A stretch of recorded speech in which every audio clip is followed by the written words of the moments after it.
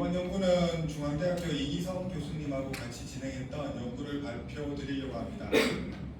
저는 이제 곧 박사과정 마치고 한국에 귀국을 하고요. 지금 이렇게 오기 전에 함께 한국에서 연구를 진행하게 될 수 있게 되어서 너무 감사한 마음입니다. 이번 연구의 주제는 간단하게 말씀드리면 인공지능과 인간의 감정입니다. 인공지능과 인간의 감정이라고 하면 간단하게 이렇게 생각해 보실 수 있습니다. 여러분은 기계가 사람의 감정을 이해할 수 있다고 생각하십니까? 이해할 수 있다. 손 들어보세요. 많이, 네, 한 분 계신데. 제가 기억하기로는 딸이 보던 책을 본 적이 있습니다. 이 책에서는 소설책이었는데요. 세상이 멸망하고 나서 어떤 소년이, 지구상에 유일하게 살아남은 소녀가 여행을 떠납니다. 다른 인간을 찾아보기 위해서. 그 과정에서 다른 인공지능 로봇들을 만나는데요. 아주 먼 미래죠. 이 로봇들이 되게 성능이 뛰어납니다. 무거운 물건을 막 옮기고 문제가 생기면 해결도 해주고 수리도 해주고 소녀를 도와줍니다. 근데 문제가 하나 있는데 이 로봇들은 다 잘하긴 하는데 소녀의 마음을 이해하지를 못합니다. 소녀가 왜 그런 어려움을 겪는지, 왜 이렇게 외로움을 겪는지 이런 걸 이해를 하지 못하게 돼서 서로 갈등을 겪는 그런 내용이 소설책에 나옵니다. 아마 제 짐작으로는 작가께서는 인류가 멸망한 후에도 기계는 사람의 감정을 인지하지 못할 것이다 라고 생각하셨던 것 같습니다. 그렇게 생각하셨는 게 당연하다고 생각을 하고요. 저는 오클랜드 대학에서 박사과정을 시작하기 전에 기계가 만일 사람의 감정을 인식을 할 수 있다면 어떨까라는 아이디어를 내게 되었습니다. 그 내용을 시작하게 된 계기는 제 부인 때문인데요. 제 아내는 뉴질랜드에서 초등학교에서 교사로 활동을 했었습니다. 교사로 활동할 때 특수반을 가르쳤습니다. 오티스틱 스펙트럼, 그러니까 자폐증 스펙트럼이 있는 학생들을 가르쳤는데 이 자폐증 스펙트럼이 있는 학생들의 수업을 위해서는 끊임없이 소통을 해야 되는데 자폐증은 밖으로 나가기보다 자기 안으로 계속해서 파고들어가는 그런 어려움이 있습니다. 그래서 아내는 학교를 마치고 집에 오면 오늘도 아이들과 소통을 하려고 했는데 이런 점들이 어려웠어요 라는 얘기를 많이 했었고요. 그런 얘기를 듣다 보니까 저 같은 경우에는 그래 나도 인터내셔널 학생인데 해외에 나가서 공부를 하려니까 영어가 참 어렵다. 그래서 저 같은 경우는 구글 번역기, 구글 트랜스레이터 같은 거를 자주 사용했는데 한국어를 영어로 바꿔주는 거죠.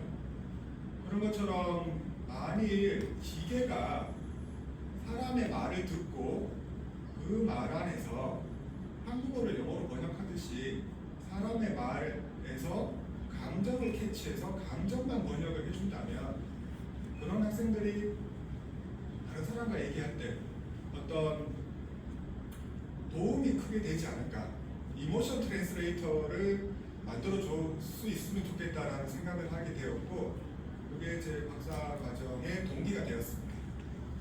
그래서 연구를 시작을 하게 되었고요. 영어로 된 연구는 많이 진행을 했었는데 이번에 한국어 감정까지 같이 연구하게 되어서 이번 논문의 제목은 Augmented Story Korean Emotion Data Using the ChatGPT Text Generation입니다. 한국어 감정 기계가 어떻게 하면 한국 사람의 감정을 이해하고 그거를 실제로 적용할 수 있을지에 대한 고민이 담긴 논문입니다. 여기서 저희가 중요하게 생각하는 부분은 증강된 이야기입니다. 여러분들은 혹시 왜 사람들이 이야기를 좋아하시는지 생각해 보셨나요?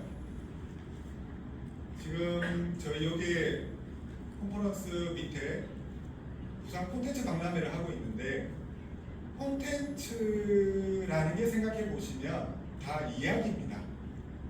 사실이 아니죠. 다 허구입니다. 허구의 이야기들. 그리고 그러니까 뭐 드라마, 영화, 소설 다 허구의 이야기인데 왜 사람들은 이렇게 허구의 이야기에 열광을 할까요? 전통적인 학계에서의 의견은 사람이 이야기를 좋아하는 것은 뇌가 갑자기 커지면서 생긴 오류일 것이다. 왜냐하면 이야기는 사실이 아닌데 뭐 가짜 있었던 뭐 있지도 않았던 이야기를 그렇게 좋아하는 걸 보니 뭔가 내가 오류를 일으켰을 것이다 라고 보는 의견이 지배적이었습니다. 하지만 현대에 와서는 그렇지는 않은 것 같다. 사람이 이야기를 좋아하는 이유가 분명히 있다. 간단하게 생각해 본다면 심리적 요인으로는 일탈감, 상상력, 창의력, 감정조절, 카타르시스 같은 것들을 책을 보거나 소설책을 보거나 영화를 볼 때 당연히 느낄 수 있죠. 심리적으로 안정감을 줄 수 있는 역할도 하고요. 진화적 요인으로 봤을 때는 사회적 학습이나 시뮬레이션 같은 데 도움을 줍니다. 예를 들어서 사람이 태어나서 가질 수 있는 경험은 무척 한정적입니다. 이 한정적인 경험에서 좀 더 넓은 시야를 가지거나 더 넓은 사고를 하려면 그 모든 경험을 직접 다 해볼 수 없기 때문에 이런 이야기, 허구의 이야기를 통해서 새로운 경험을, 간접 경험을 통해서 경험을 한다고 보고 있습니다. 그래서 이제 그런 이야기를 많이 접하면 우리가 이렇게 이야기를 좋아하는 이유가 공감, 시점 취하기, 인지 유연성, 스트레스 해소 같은 거를 장점으로 가질 수 있다라고 보고 있습니다. 그러면 사람한테는 이런 허구의 이야기가 이렇게 도움이 된다고 하면 인공지능한테는 어떨까요? 인공지능은 여러분도 많이 아시다시피 뉴럴 네트워크죠. 인간의 뇌를 모방을 했습니다. 인간의 뇌를 모방을 해서 뉴런으로 이루어진 딥러닝을 사용을 하는데요. 만일 사람한테 이야기가 도움이 된다면 저희의 주장은 인공지능한테도 도움이 될 것이다 라는 게 저희의 주장입니다.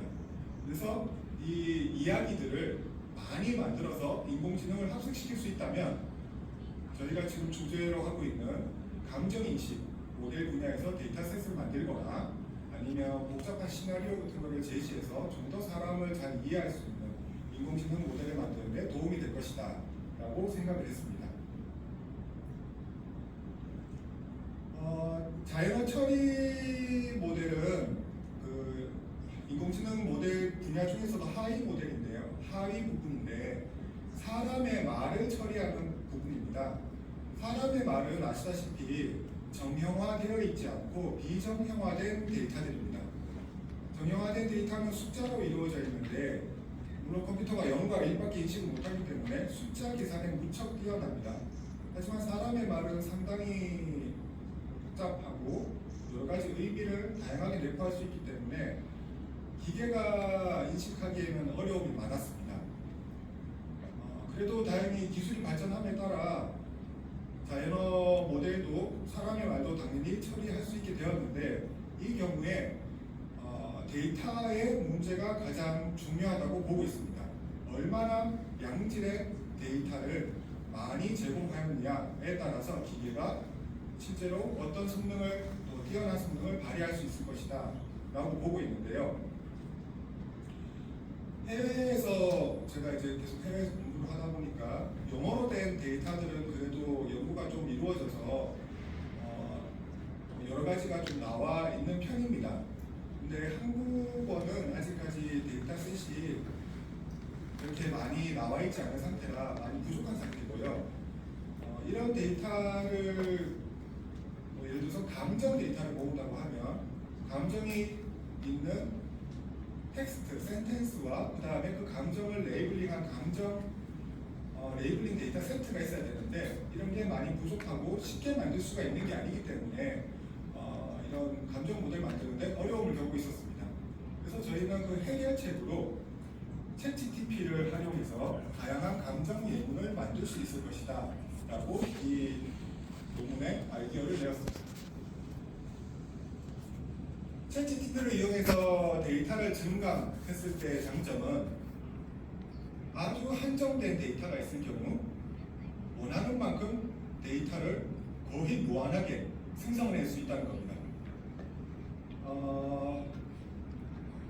예를 들어서 만약 저희 연구 같은 경우에는 약 60만 개의 챗GPT 감정 센텐스를 만들어서 활용을 했는데요.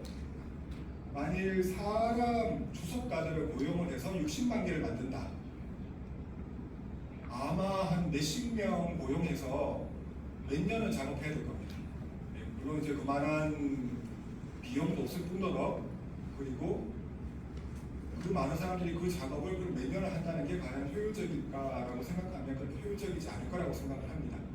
하지만 기계의 힘을 빌리면, 특히 인공지능 챗GPT의 힘을 빌리면 그런 작업을 상당히 단기간에 빠르게 처리할 수 있다. 저희 같은 경우는 단 몇 주 만에 60만 개의 예문을 만들어낼 수 있었던 걸 보면 상당히 빠르게 효과적으로 만들 수가 있습니다.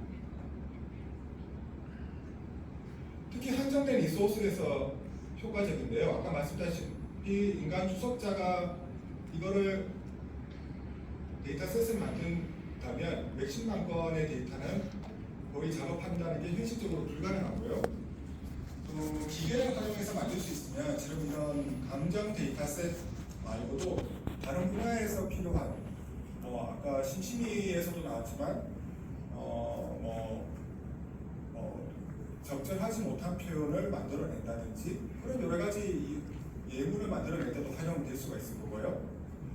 여러 가지 분야에서 적절한 다양한 예문을 만들어낼 수 있는 거에서 상당히 효과적으로 활용할 수 있을 것으로 보고 있습니다.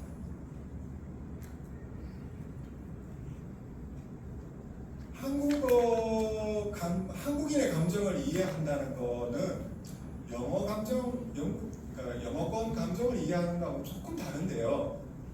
왜냐하면 한국은 그거 아시나요? 한국에는 고유한 감정이 있습니다. 한국 사람들은 예를 들어서 정 같은 거는 영어로 번역할 수가 없습니다. 네. 그래서 각 나라마다 보시면 독일 같은 데도 그렇고 일본도 그렇고 각 나라마다 고유한 감정들이 있습니다. 이런 감정들은 단순히 영어 자료가 있다고 해서 그거를 한국어로 번역했다고 이게 적절한 예문이다라고 하기가 힘든 부분이 있습니다. 특히 번역하면서 오류가 생길 수도 있고요. 그리고 그 문화별로 나타나는 느끼는 게 다르기 때문에 과연 그 번역한 자료가 실제로 한국 감정을 대표할 수 있느냐라는 것도 의문이 제기될 수가 있습니다. 다행히 중앙대학교에서 한국어 감정 데이터셋을 구축을 미리 하셨는데요. 이 경우는 한국어 사전을 이용해서 많은 주석가들을 활용을 하셔서 한국어 감정 데이터셋을 구축해 놓으신 게 있습니다. 예를 들어서 단어 가금스레라는 게 있다면 뜻으로 당연히 불쌍하고 가여운 데가 있게 라는 뜻이 있고, 용례는 책에서 발췌한 용례들, 할머니는 부모 없는 아이를 가금스레 여기셨다 라는 이런 한국어 데이터 세트에서 주석가 몇 명이 서로 감정을 체크해서 가장 맞다고 생각하는 감정, 이 경우는 영민을 레이블링한, 이런 식으로 레이블링한 단어 감정 사전 세트가 약 2만 개 정도 구축해 놓은 게 있으셨습니다. 당연히 단어가 약 2만 개 있고 그게 상응하는 의미도 약 2만 개, 그리고 용례, 책에서 찾아온 용례는 한 절반 정도인 9,335개 정도로 데이터 세트가 구성이 되어 있습니다. 이 데이터 세트가 상당히 훌륭한데 문제가 하나 있다면 예제가 없다는 겁니다. 그러니까 인공지능을 가르치려면 다양한 예제를 가르쳐야 되는데 단어만 있는 상태라 의미와, 이 경우에는 기존의 데이터 증강 방법들, 예를 들어서 동의어 교체나 역번역, 무작위 삽입, 삭제 교환 이런 방법들이 있는데, 이런 방법들이 효과가 있고 그걸 떠나서 일단 단어에서는 적용하기가 힘들고요. 만약에 다른 예문이 있다고 하더라도 그냥 단순히 단어 위치를 바꾸는 것만으로 모델의 성능을 높일 수 있기는 좀 힘든 부분이 많이 있습니다. 챗GPT를 활용하면 이런 문제점들을 상당히 쉽게 극복할 수가 있습니다. 예를 들어서 느닷없이라는 단어에 놀람이라는 감정이 있을 경우에 챗GPT에다가 느닷없이라는 단어를 이용하여 놀람의 감정을 내포하는 일상의 긴 문장 20개를 만들어줘라고 똑같이 챗GPT에 써보셔도 됩니다. 쓰면 안에 나타난 것처럼 예문들을 만들어줍니다. 어제는 느닷없이 강한 비가 내려 전혀 예상치 못한 일이 벌어졌어요. 아침에 일어나자마자 느닷없이 전원이 나가고 호적됐던 그날이 기억이 있어요. 이런 식으로. 챗GPT의 가장 큰 문제점은 환각효과입니다. 그래서 이제 사실을 말하지 않고 없는 일을 그럴듯하게 포장한다고 하죠. 그 이유는 인터넷상에서 워낙 많은 데이터들을 읽고 학습을 했기 때문에 사실 어느 게 진실이다 아니다를 떠나서 상당히 그럴듯하게 말을 지어내는 능력이 있는데요. 저희 연구 같은 경우는 사실 이야기는 진실일 필요가 없습니다. 생각해 보시면 어차피 호구를 기반으로 하는 거라. 그렇다면 챗GPT의 이런 환각 능력을 오히려 최대한 활용하여서 그럴듯한 이야기들을 문맥에 맞게 제대로만 만들어낸다면 그거는 오히려 연구에 활용하는데 더 큰 도움이 되겠다라고 생각을 한 겁니다. 네. 상당히 보시면 꽤 자연스러운 이런 예문들을 만드는 것을 보실 수가 있습니다. 이런 데이터 세트, 저희가 이제 챗GPT로 만든 데이터 세트가 있으면 저희는 한국어 감정, 그러니까 한국인을 위한 한국어 감정을 포착하는데 그 기존 데이터셋의 그런 어떤 부족함을 뛰어넘을 수 있을 거라고 생각을 하고, 또한 이 한국어 감정 모델이 한국인의 감정을 고유한 감정을 포착하는데 유용하게 사용될 수 있을 것이라고 생각하고 있습니다. 이때까지는 이제 한국어 감정 데이터 세트 구축에 대해서 말씀을 드렸고요. 지금부터는 모델은 데이터 세트만 있다고 구축을 할 수 있는 게 아니고 인공지능 알고리즘도 필요합니다. 인공지능 알고리즘 같은 경우는 처음에 좀 말씀드렸지만 딥러닝, 그러니까 인간의 뇌를 모방을 한 딥러닝 기술을 많이 활용하는데, 이 딥러닝 기술 같은 경우에 2018년에 버트에서 트랜스포머 모델을 발표를 했습니다. 이 트랜스포머 모델은 셀프 어텐션 테크닉을 사용해서 대량의 언스트럭처, 그러니까 비정형화된 데이터들을 글자 데이터들을 학습을 했는데요. 인터넷상에 있는 거의 모든 책들, 위키디피아 같은 엄청나게 많은 자료들을 가지고 미지도 학습을 시켰습니다. 이때 중요한 것은 다름이 아니라 단어와 단어 사이의 상관관계입니다. 한 센텐스 안에 어떤 단어들이 가장 많이 서로 가까이 붙어서 나타나는가. 예를 들어서 왕과 왕비가 아무래도 좀 자주 나오겠죠. 다른 단어들보다는 같이 나올 확률이 클 거고, 아니면 남자, 여자 또 같이 나올 확률이 클 겁니다. 또 이 네 개 단어 중에서는 왕은 남자하고 좀 더 많이 붙어 나올 거고, 여왕은 여자랑 좀 더 많이 붙어 나오겠죠. 이런 관계를 이해를 한다면 트랜스포머 모델에다가 예를 들어서 그러면 왕에다가 남자를 빼면 무엇이 될까? 라고 물어본다면 트랜스포머 모델은 왕비라고 대답할 겁니다. 왜냐하면 단어들의 관계를 이해하고 있기 때문에 이런 단어들의 모든 관계를 벡터라이저해서 여러 가지 언어 모델에 활용할 수 있도록 모델을 제공을 했습니다. 벌트는 기본 모델이고요. 그 다음에 로벌타라고 벌트보다 10배 더 많은 데이터 셋을 활용해서 학습을 한 모델이 나왔습니다. 물론 더 성능이 훨씬 더 뛰어나게 좋아졌고요. 이 트랜스포머 모델은 저희가 사용했던 챗GPT하고도 에서도 동일하게 사용되었던 동일한 알고리즘입니다. 하지만 벌트하고 로벌타 같은 경우에는 영어 데이터만을 학습하였기 때문에 한국어 자료를 학습시킬 수가 없고요. 그 다음에 나왔던 XLM 로벌타 모델 같은 경우에는 영어뿐만 아니라 한 100여 개 나라 언어 텍스트를 이용해서 학습을 하였습니다. 그래서 영어뿐만 아니라 다른 나라, 그러니까 저희 같은 경우 한국어를 이용한 모델을 만들 때 활용할 수 있게 되었습니다. XML 로버타를 이용했을 때의 장점은 다양한 개발할 수가 있고요. 언어 간 학습, 다양한 언어, 꼭 한국어뿐만 아니라 영어를 함께 학습을 시켜도 되고, 또 로버타 기반이기 때문에 성능도 상당히 우수하게 나오는 편이고요.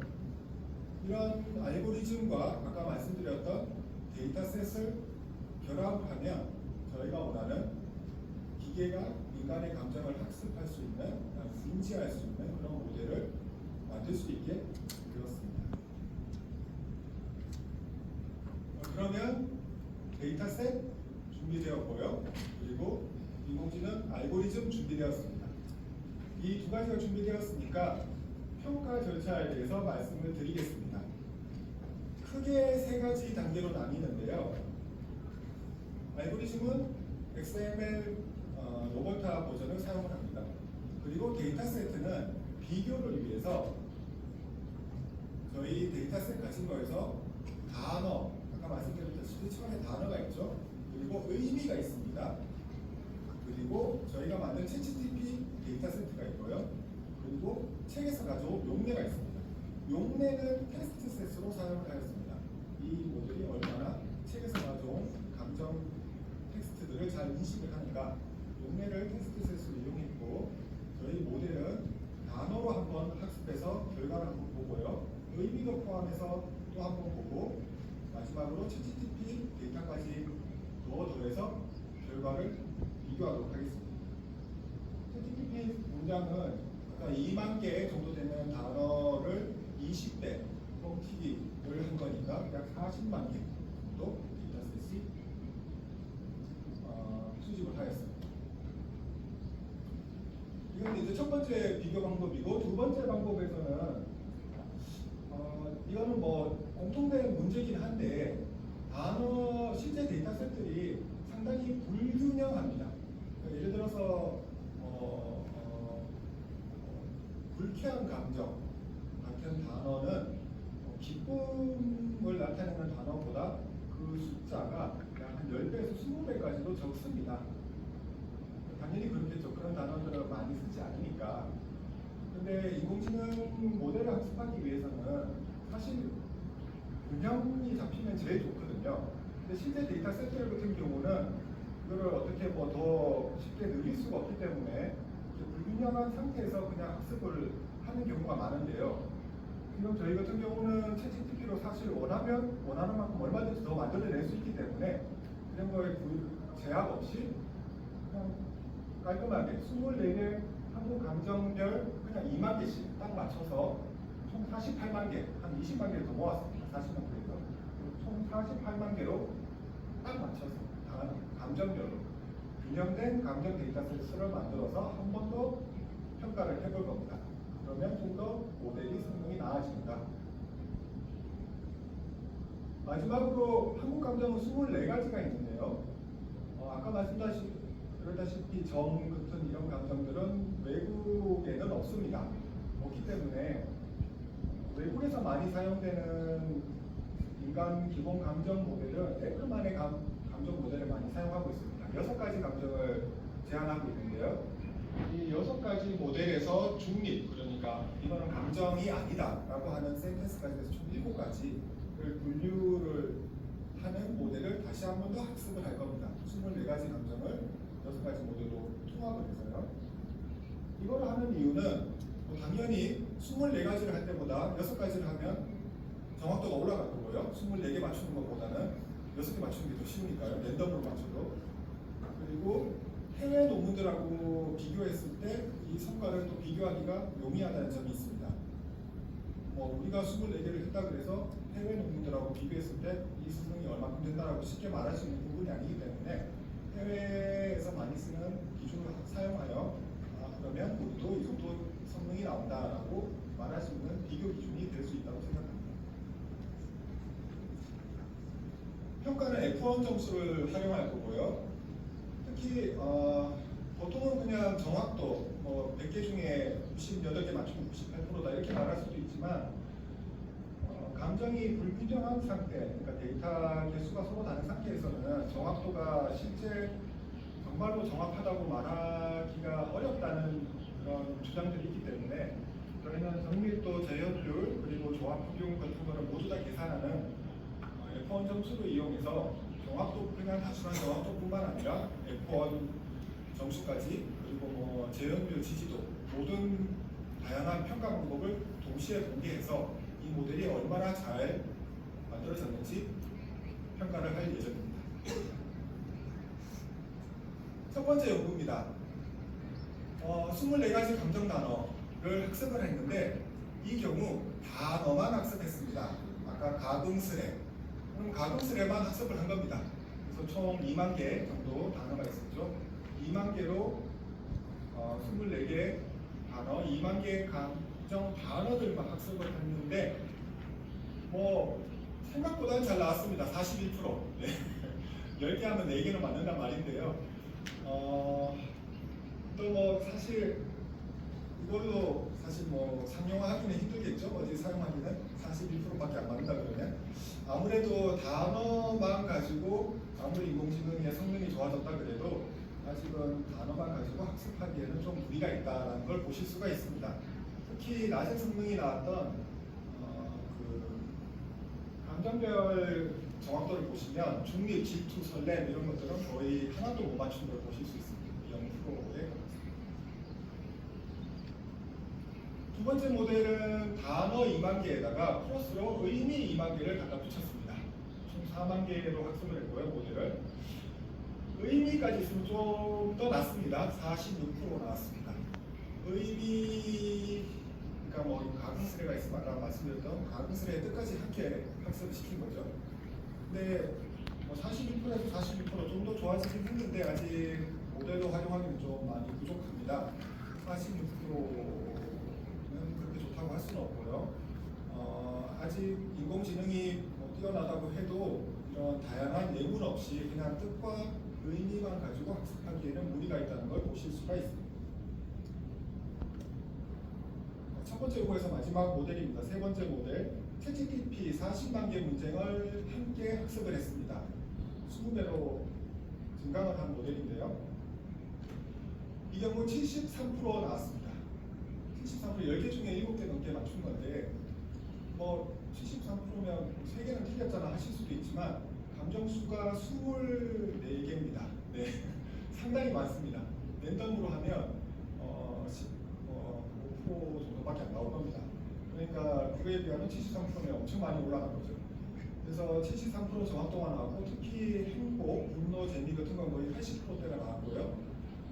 성능이 낮았던 중립이나 공포도 그래도 거의 절반 이상은 그 정확도가 나오면서 챗GPT를 활용해서 예문들을 활용해서 학습을 하면 정확도가 73%까지 42%에서 올라간다는 걸 보실 수가 있습니다. 두 번째 연구입니다. 데이터 샘플링. 이거는 단어별 20배가 아니고 감정별 2만 개씩입니다.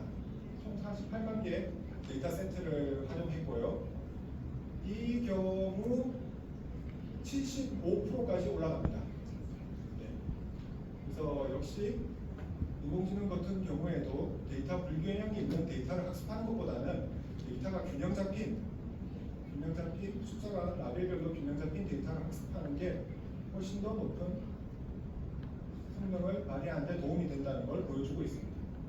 챗GPT가 있기 때문에 가능한 거죠. 그러면 우리가 원한다고 해서 데이터를 뭐 더 어디서 갖다가 끌어붙일 수가 없는 거니까 현실 데이터는 지금 이 경우에서 활용 가능한 방법이라고 할 수 있겠습니다. 마지막 연구입니다. 에크만의 6가지 감정, 플러스 중립까지니까 7가지입니다. 했을 경우에 81%, 그러니까 그 기본 모델은 81%가 나왔고요. 아까 균형 데이터셋을 활용할 경우에는 82%까지 올라갑니다. 82%면 한 10개 중에 8개는 예문을 주면 맞춘다는 얘기인데요. 사람의 감정은 뭐 10개 중에 8개밖에 못 맞춰? 라고 하실 수도 있을 것 같습니다.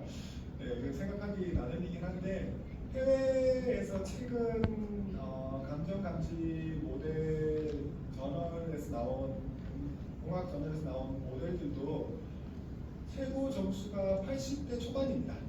80% 초반이고요. 그 이유는 제 생각은 그렇습니다. 인간의 감정은 단순하지 않습니다. 그러니까 예를 들어서 기존의 학계에서는 심리학 학계에서는 인간은 모두 같은 감정을 타고 태어난다라고 했습니다. 혹시 여러분도 어떻게 생각하시나요? 인간은 모두 같은 감정을 가지고 있다. 아니라고 하시는데 네, 요즘의 학계에서는 구성된 감정 이론 같은 이론에서는 감정은 모두 다 다르다라고 얘기를 합니다. 실제로 사람이 타고나는 감정은 5% 정도밖에 없다고 한다고 합니다. 높은 곳에 있으면 두려움을 느낀다 정도. 그런 거 외에는 실제로 아기 때부터 자라면서 경험에 의해서 배우는 감정이 대부분이라고 합니다. 이렇게 생각할 수 있겠죠. 여러분이 고양이를 본다. 고양이를 보는데 10명 중에 8분은 고양이를 보면 귀엽다고 하실 겁니다. 긍정적인 감정이 들겠죠. 근데 10분 중에 2분은 한 분은 나는 고양이는 싫어, 개가 좋아라고 하는 분도 계실 수 있을 거예요. 고양이는 별로야. 아니면 나는 고양이한테 어렸을 때 긁혔어. 그래서 고양이만 보면 너무너무 싫어라고 하시는 분도 있을 수 있을 겁니다. 이렇게 같은 상황에서도 인간의 감정이 동일하지 않다는 문제가 있기 때문에 기계가 인간의 감정을 인식을 할 때는 80대 초반을 넘기가 힘들다라고 보고 있습니다. 인간의 감정이 일단 동일하지 않기 때문에 동일하지 않은 걸 맞추는 데는 한계가 있다라고 보고 있습니다. 그래서 저희는 해외 모델하고 비교를 해서도 전혀 부족함이 없는 약 82%까지 그런 정밀도를 구현할 수 있는 모델을 만들었다고 이야기를 드립니다. 저희 논문의 결론과 기대 효과는 다음과 같습니다. 특히 한국어에서 기존의 부족한 데이터 세트를 챗GPT를 활용해서 한국인에 특화된 그런 데이터 세트를 구축할 수 있다는 방법을 보여드렸다고 저희는 말씀드리고 싶고요. 그리고 이런 데이터 증강 방법을 이용하면 다른 분야에서도 충분히 고품질의 데이터를 만들 수 있는 그런 방법을 제시했다고 생각을 합니다. 특히 이번 연구에서 한국인으로서 해외 영어 감정만 연구하다가 한국 사람 감정을 연구할 수 있게 도와주신 중앙대학교에 진심으로 감사를 드리고요. 그리고 본 연구가 앞으로 한국어 감정 연구 분야에 많은 도움이 될 수 있기를 바랍니다. 감사드립니다. 감사합니다. 네, 이렇게 두 개의 정말 흥미롭고 알찬 발표를 잘 들었습니다. 이제 종합 토론으로 바로 넘어가려고 하는데요. 종합 토론 시간에는